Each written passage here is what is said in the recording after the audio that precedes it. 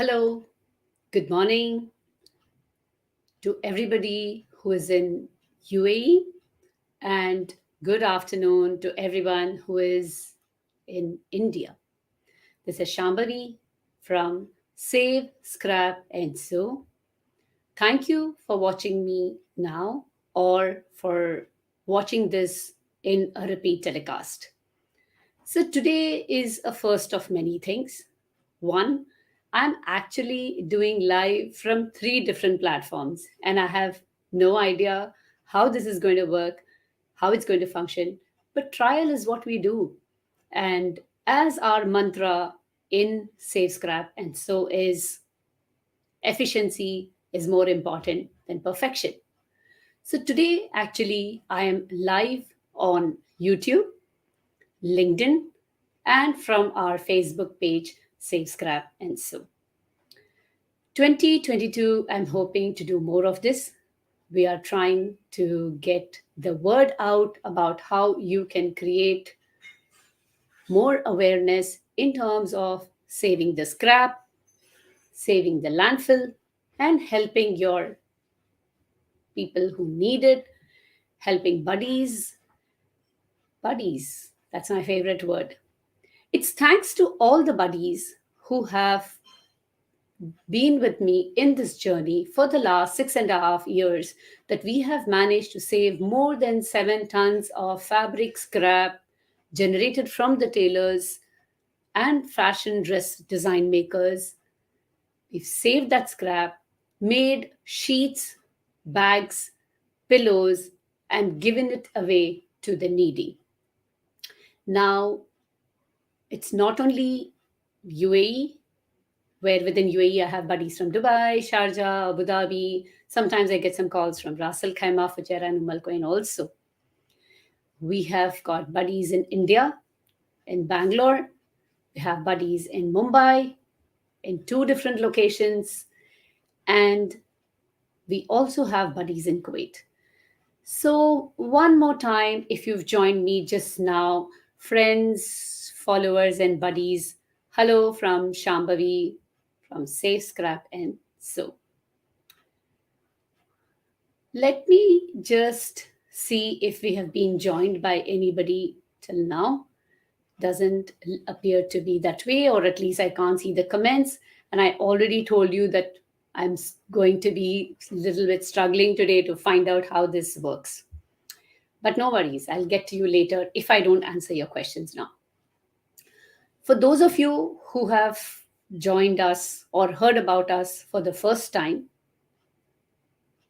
and for those of you who've been in this journey with us, thank you very much.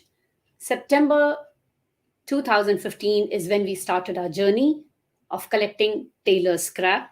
And I repeat this word tailor scrap again because we have not looked into the fact that if we collect individual scrap from people, we are going to get so overwhelmed with all that scrap which comes. So we focused only on tailor scrap. And we also believe that because the tailor has no ownership, he has no other option but to throw it away. But that's not the same story for the fashion boutiques, and I'll come to that in a minute. I do seem to have some people who are watching, and it's hello, Gomati. Thank you so much for turning up, and you're on LinkedIn here. Thank you so much. I also have here Shloka Mani. I hope I have that name. Yeah, Shalaka Mani. I'm so sorry. And thank you so much for being here. And she's joined me from YouTube. Please go ahead and ask me any questions that you would like to, and I will definitely answer them. And coming back to the difference between the tailors and the difference between the fashion designers. The tailors take the material from us, they make it into whatever dress that you want, the design that you want, and whatever the fabric remains, that gets trashed, kept in the corner of the tailoring shop for some time, and then after that, further, it is thrown to the garbage. From there, it reaches the landfill. Now, the scrap could be of any size like this or like this. It could be like this Or we also have bigger scraps which are all the way, and this is like couple of layers. Okay, so the scrap could be of any size, different fabric. As you can see, I have shown you here different types of fabric. So the scrap can be of any type, any size. Once the cloth has been made, the tailor just puts it in the side. Now, consider that in tailoring, the more number of clothes that you stitch, that is how the laborer is going to be paid for his work. Hence, there is no time actually to revisit that fabric and do anything with it, especially in a country like UAE, where the tailors, the bachelors, they are living by themselves, their families are not there. So if it was in any other country, probably the family could help them sort, and maybe sometimes they would use that fabric for their own purposes. And this is my personal experience that have actually had people use their own fabric given by me for their purpose, which is okay. The fashion designers are slightly different in their take.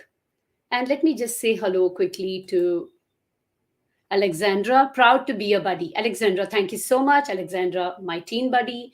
And I also have Harsh here.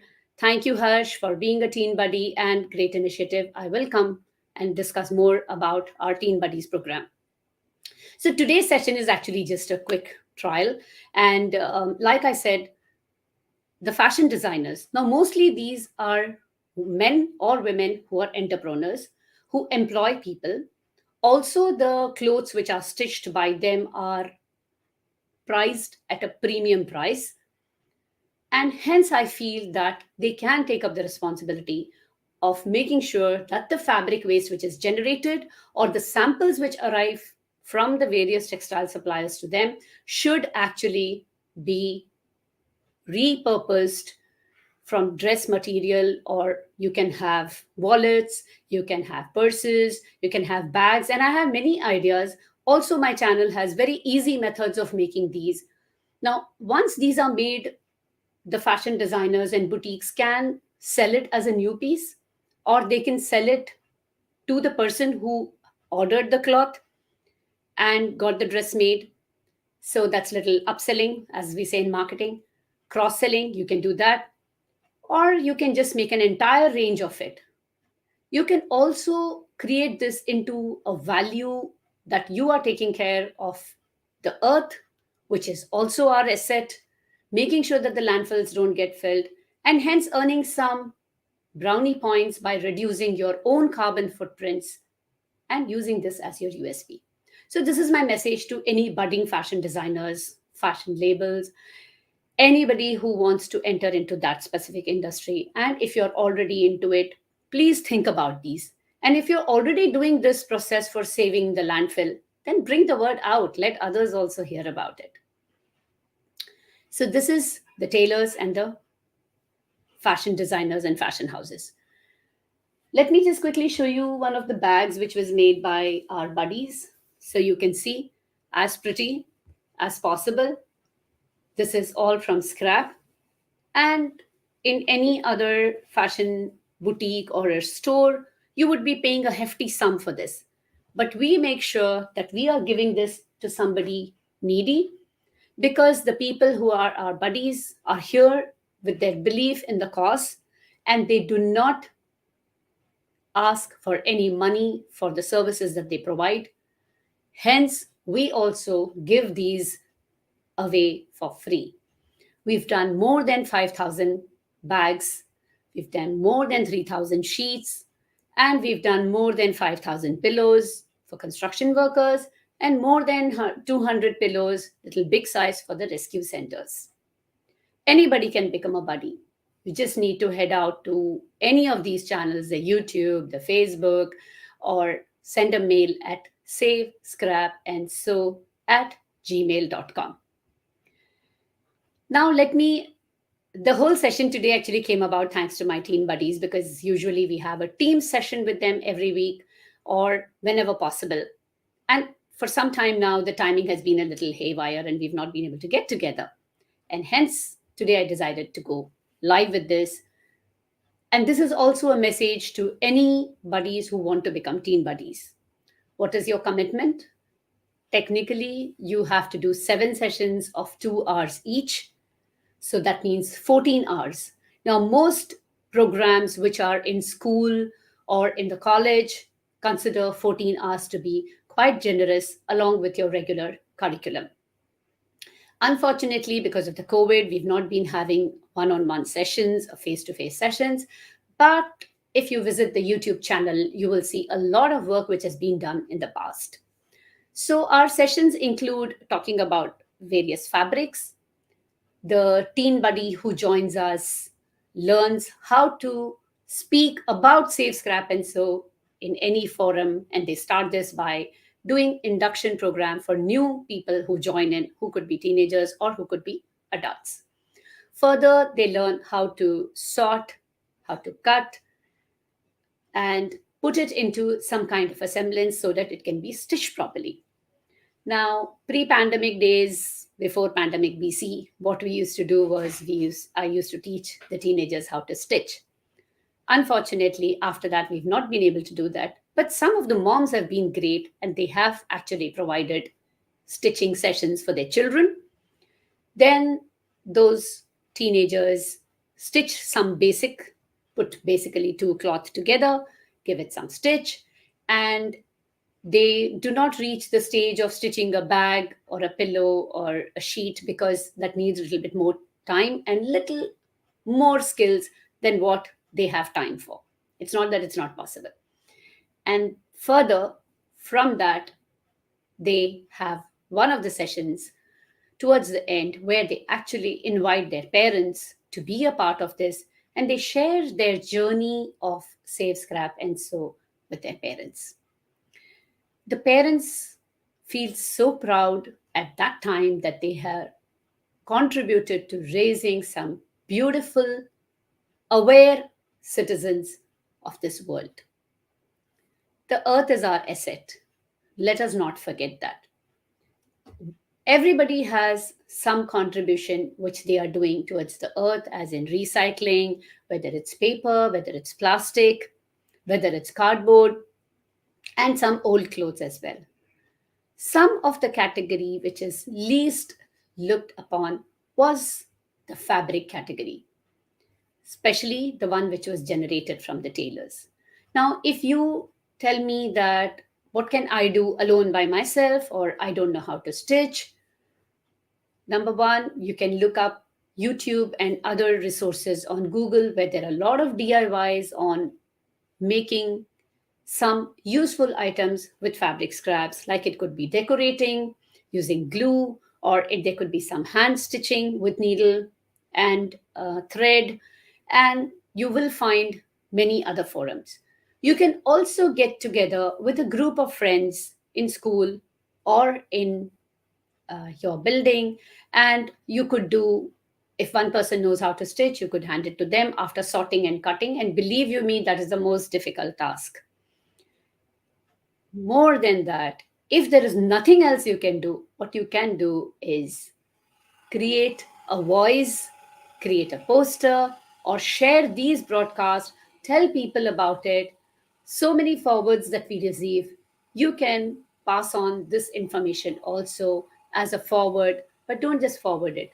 Write your own thoughts on it and share it with your friends, family members, and your community peer group. I'm Shambhavi. I'm here with the purpose of trying to save the landfill, helping the needy under the Save Scrap and Sew. You're more than welcome to connect with me on LinkedIn, through the Facebook page, or YouTube channel, or send me a mail at savescrapandsew@gmail.com. In the coming sessions, once I have things in better order here, I will show how to stitch so that you can also be a part of it. I'll show you some of the sorting and cutting techniques once I have my cameras better organized. Is there anybody out here who would like to ask any question? Please go ahead and put it up in the comment section so I can see it. And if there isn't anything, we will say bye for today. Don't forget that efficiency is more important than perfection. Taking the first step towards saving the landfill is more important than not doing anything about it. Thank you very much for being with me till now, whether you're watching it live or whether you're watching a repeat. Bye for now. Take care.